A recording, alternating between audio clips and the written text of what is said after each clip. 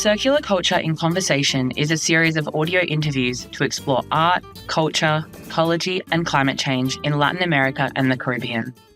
Can you imagine all festivals in Latin America and the Caribbean shining not only for their creativity, but also for their positive impact on the planet? This is the future we're creating through the Circular Culture program, developed in collaboration between the British Council and Julie's Bicycle. Let's first hear Maria Garcia Holly from the British Council describing the project, then we'll jump straight to an interview with two wonderful festivals from the Caribbean. Welcome to Circular Culture in Conversation, a space to explore how culture and sustainability can transform festivals and artistic practices across Latin America, the Caribbean, and the United Kingdom. My name is Maria Garcia Holly. I'm Director of Arts and Culture for the British Council in the Americas and the Caribbean. Circular Culture was born in a post-pandemic context, at a time when festivals were seeking to regain momentum after the global pause while also facing the pressing challenge of climate change. This program connects in-person, digital, and hybrid festivals across the region with the UK, fostering a cultural exchange that goes beyond the artistic.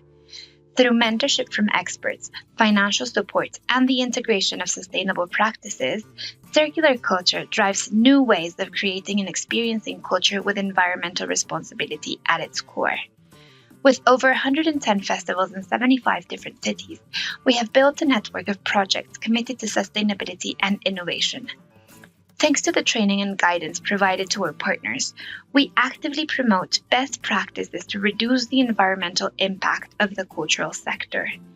In this podcast, we will explore the experiences, challenges, and inspirations of those who are transforming the cultural landscape. Join us in this journey.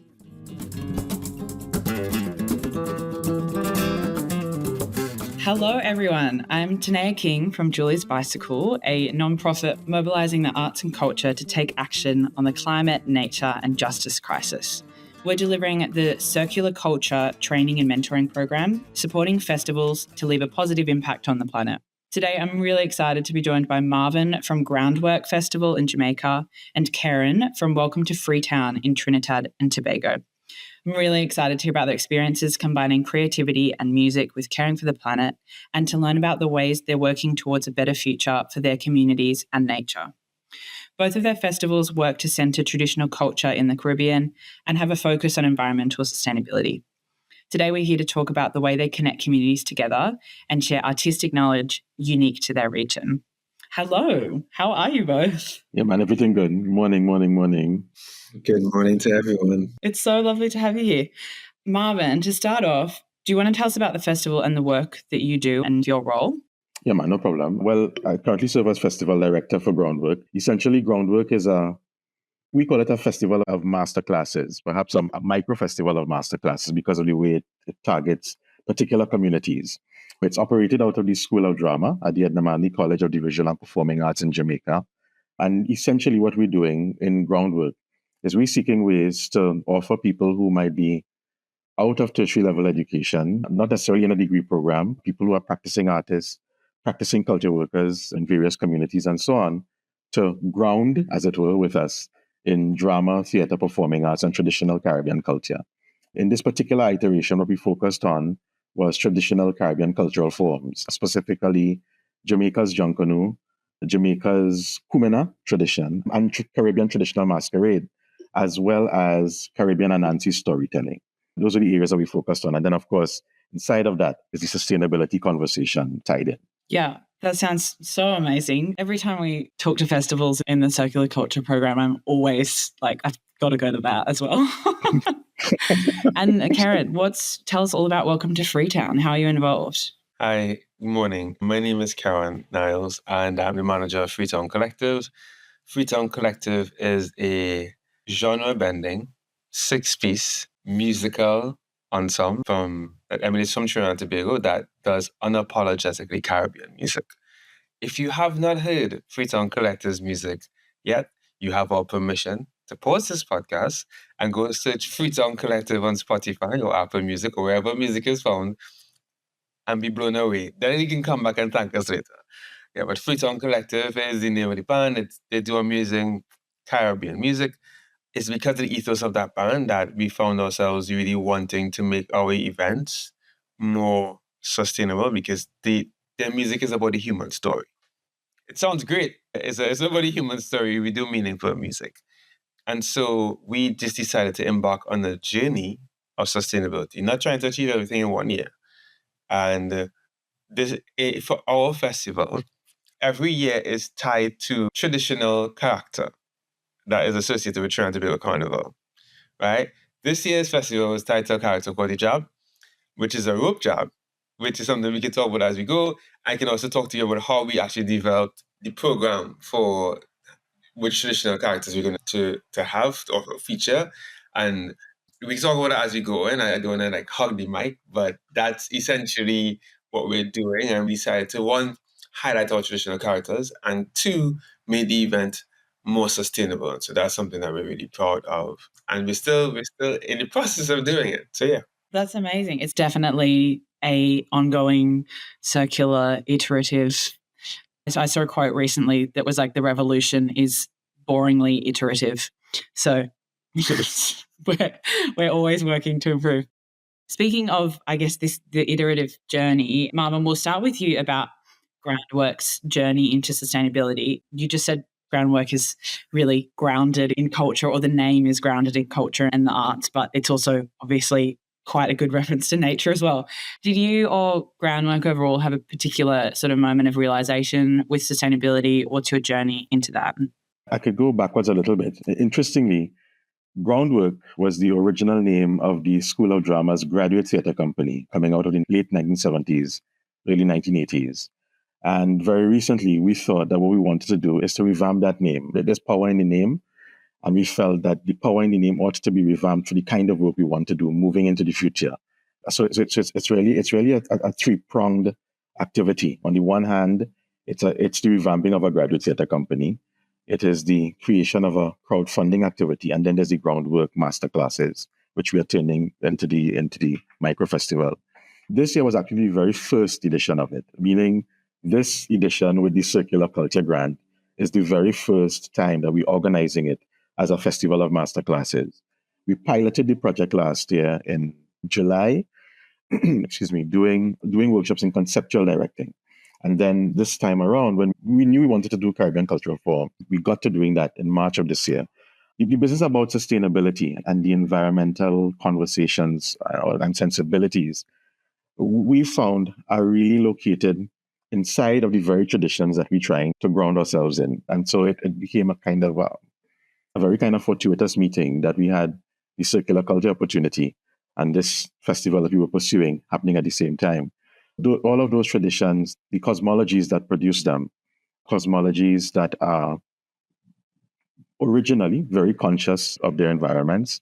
Some of them are older than us in the age that we are in, and so they are agrarian, and all these kinds of things, so that there's a sense of, I hate doing this, but groundedness. And it's also fortuitous that the name of the company itself, the name of the company, originally with the company Groundwork, which we're choosing to revamp, has the grounding thing inside of it. And that might be because also in Jamaica advances something named Rastafari to the world. This is not to say that there aren't cultures that might have known what it is to wear dreadlocks prior. That's not the point.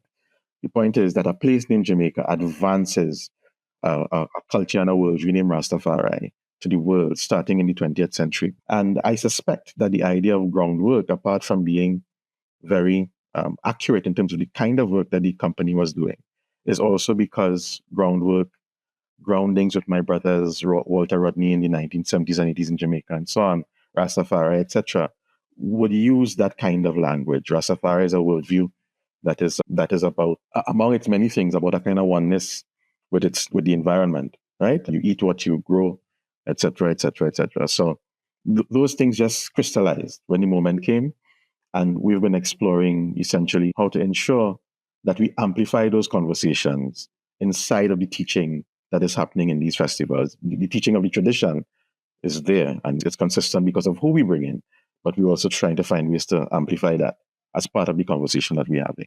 That is absolutely amazing. And so many festivals that are part of this program are really highlighting traditional knowledge because they have the answers. Yeah. Karen, obviously sustainability is really central to Freetown. How have your sort of approaches to sustainability evolved over time, and what have you implemented?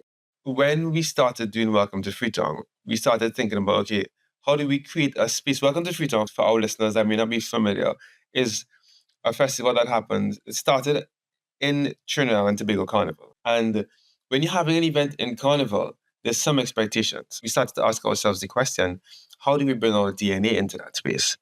And so we made some decisions, some hard decisions. One was that, for example, we would never accept heavy alcohol advertising in our event.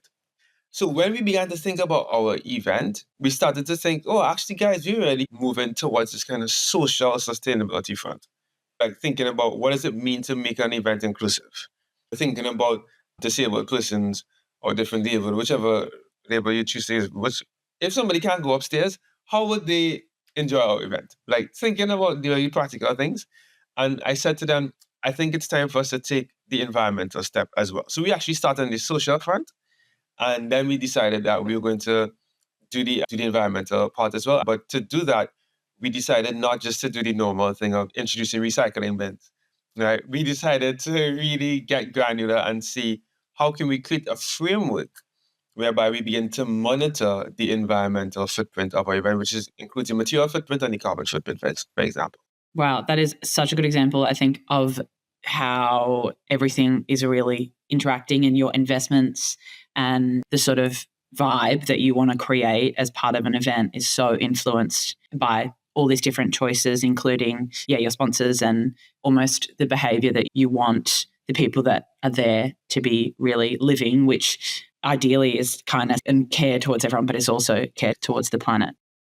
Pivot a little bit and ask about specifically the Circular Culture program. We heard from so many different festivals across Latin America, as well as from the Caribbean, and people were exchanging ideas, and there were a lot of examples of those festivals doing sort of social and environmental things because they come so hand in hand. Marvin, with Groundwork, because I know you said this was your first year, how did you find the program? Are there things that you've put in place this year or maybe next year? A number of nice things came out of it, actually. When we pitched the festival, the start of it, the thinking was that the people who would gravitate towards it really are like, we felt teachers, arts teachers, because of the content. That's the kind of stuff that they would be interested in. And of course, the arts and culture workers, right? And then general public who might be interested in having these conversations about tradition, relearning, as it were, what these things are about, particularly because of who we engaged as the master teachers. So on the one hand, it was for us mapping the landscape to identify who these master artists, master cultural workers, master teachers might be, and to bring them in and to invite them in. And they all graciously said yes. I have to say that's one. Two was the involvement of other agencies, local agencies that are doing research into culture in some of the ways that we were hoping to do with Groundwork. So you found that the Jamaica Cultural Development Commission, they got involved and set up a booth with us to extend some of the conversations that was happening inside the sessions, inside the workshop. Been asked by both JCDC and ACIJ, African Caribbean Institute, to ensure that when we do it again, hopefully next year, that we engage they asked us to engage the museum and the library as well, because they feel that the kind of work that's happening inside is meaningful. The other thing that we've been doing, that we did in these sessions, is that when we invite these master artists to come in and to deliver these sessions, the sustainability question might not have been on the forefront in the mind of the person delivering the session. So you have somebody, for example, Antoinette Steins, she runs a company called La Cadco and created a dance technique, an indigenous Caribbean dance technique called Lantec. But in her research to get her there, she's been researching Jamaican and other Caribbean cultural forms. Kumina is among the forms that she's researching. We brought her into the Kumina.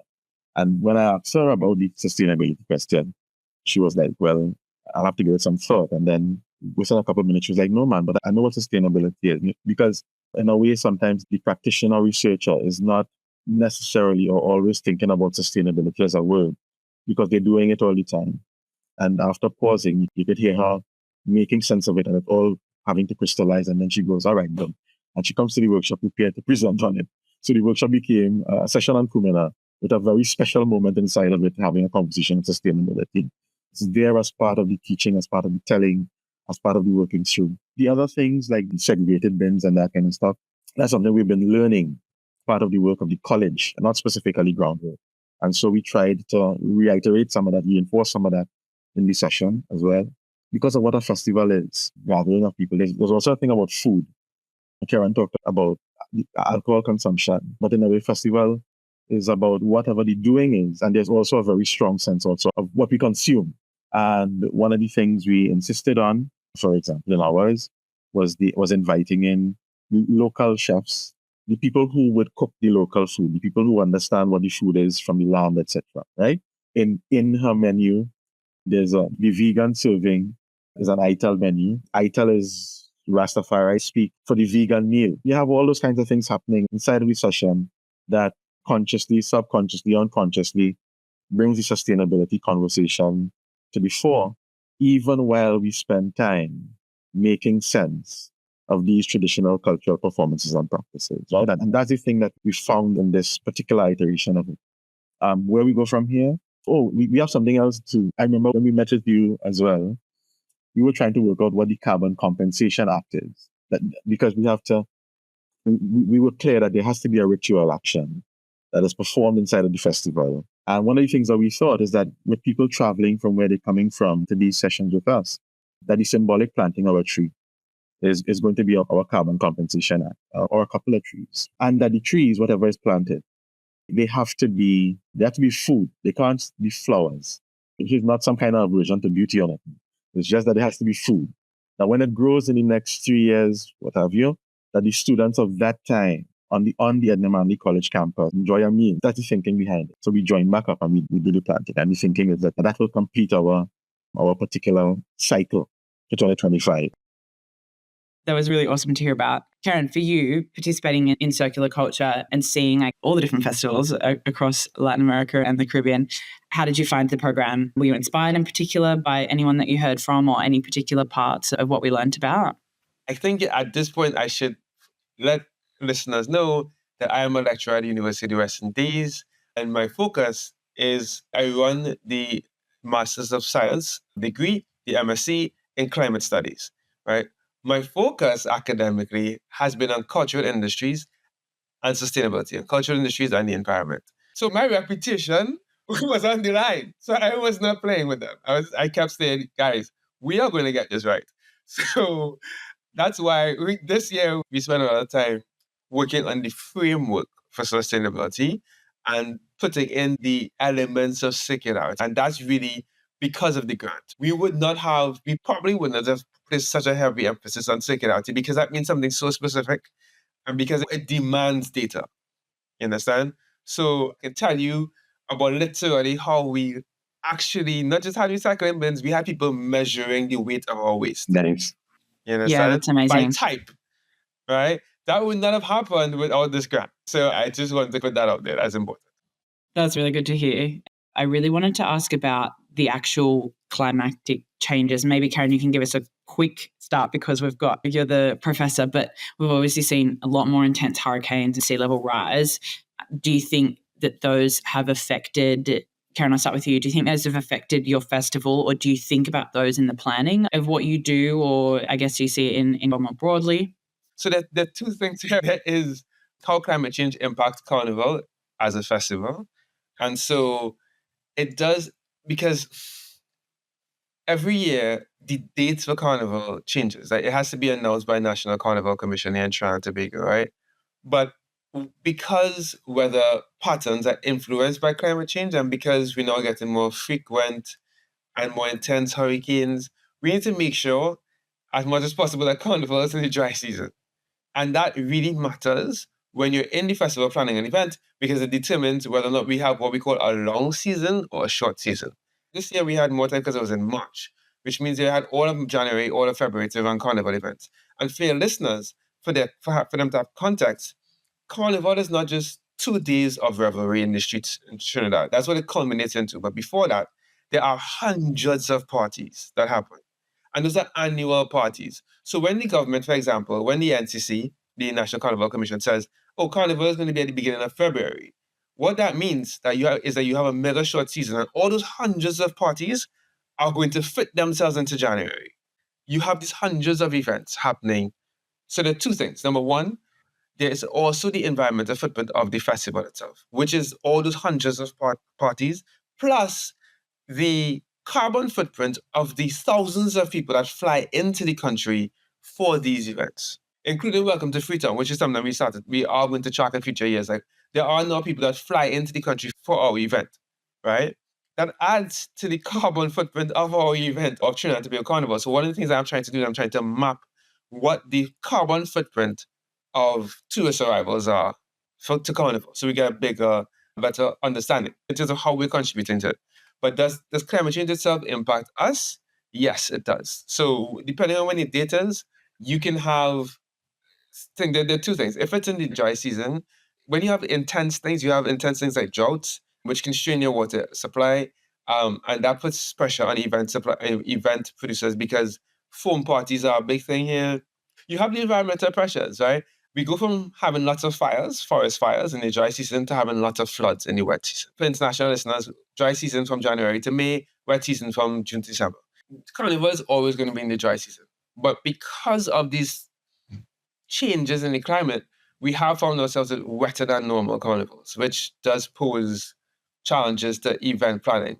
You have lots of equipment, including electrical equipment, that is on the road with these people, right? So the logistical challenges posed by these climatic variations are not small deals, right? And if you are a promoter or an organizer and you've hired these trucks, depending on how much rain falls, a lot of things become more important, such as the well-being of your equipment is one thing, but also the safety of people. Depending on how heavy that rain is, these are 16-wheeler trucks with just speakers on it.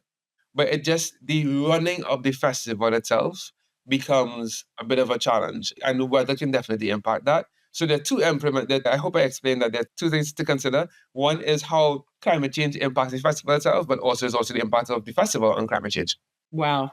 There's so much there. I think the amount of logistics that people are thinking of now and will have to continue to think of as it gets more serious is really hard.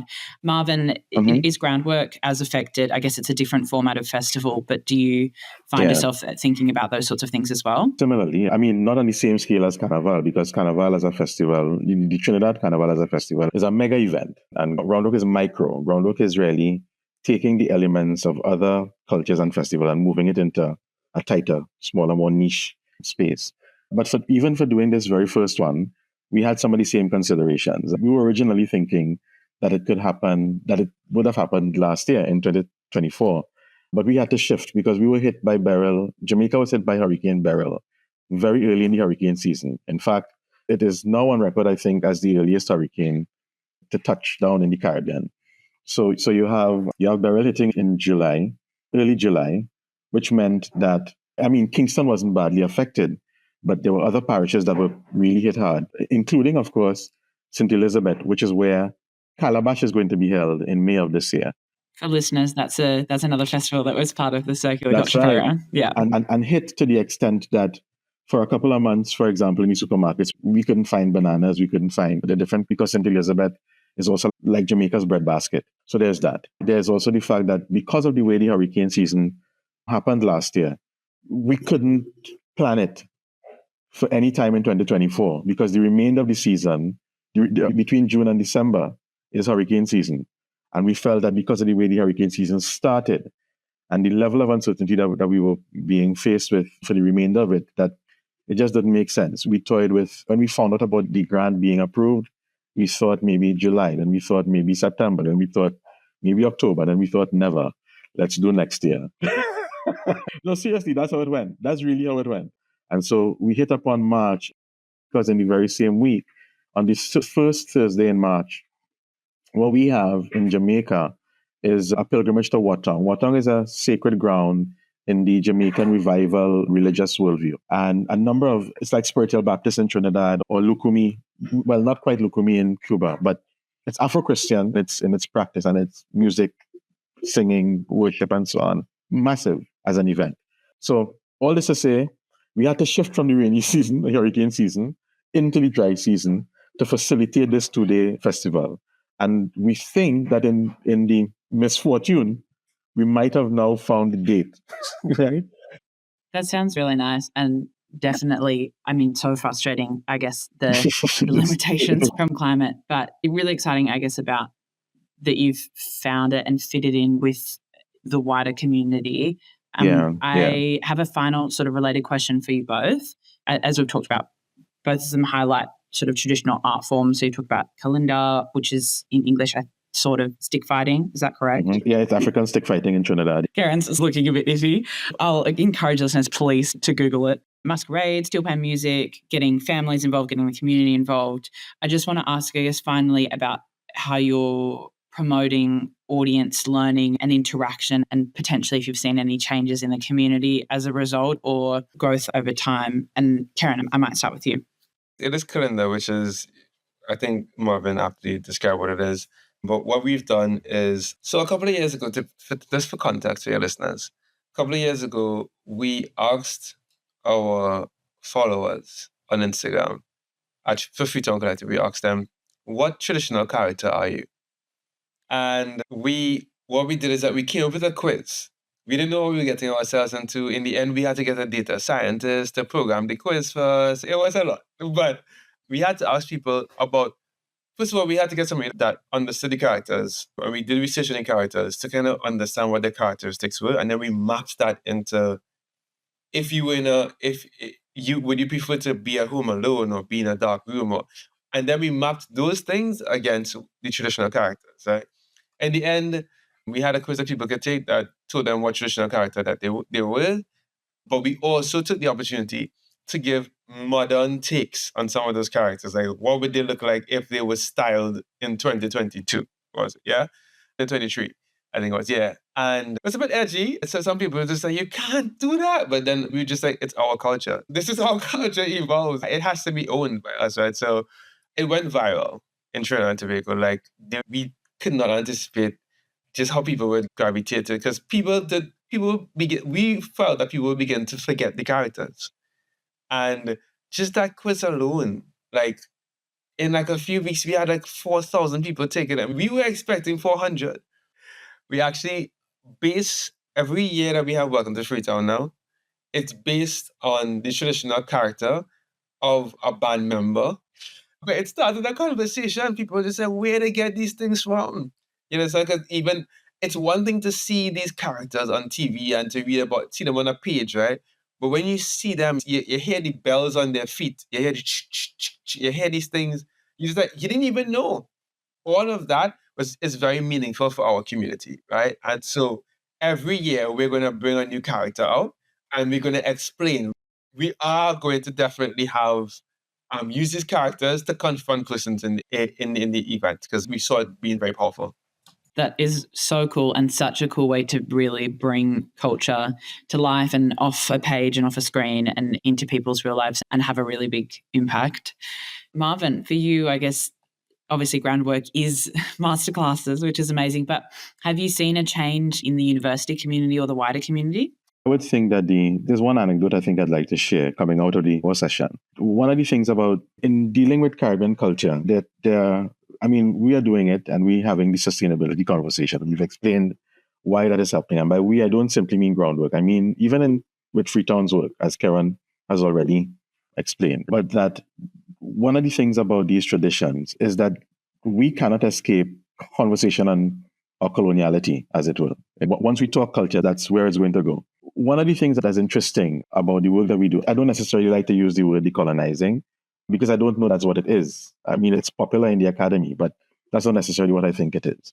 I think the work that we are doing is somewhere between self-defining and reparation. That's what every Caribbean person, everybody in the post-colonial world is doing. They are languaging what in fact we are, right? How we do, how we be. And the reparations business is the repairing, the question of whatever that scar is or those scars are, how do you attend to them? One of the things that happens as a result of that, for example, is that you have all this tradition here that is the base of all that is popular.